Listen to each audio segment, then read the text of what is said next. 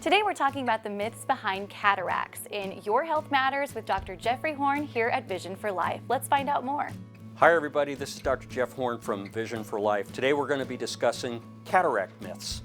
So what are some of the most common myths about cataracts and cataract surgery? The most common myth I find is that people think a cataract is a growth or a film and something that I peel away. The reality is that a cataract is just a clouding of the lens inside the eye. It happens to everybody over time.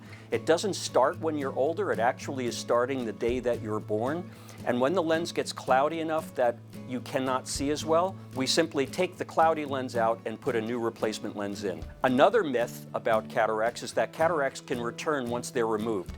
That is not true.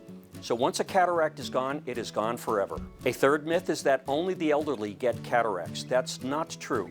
The human lens is not the only part of the body that waits until you're older before it starts to age. And we see many patients in their 60s, even their 40s and 50s with cloudy lenses that are affecting their ability to see. We do a 5-minute cataract and lens replacement procedure and often give them vision better than they've had their entire life. The final myth is that cataract surgery is complicated.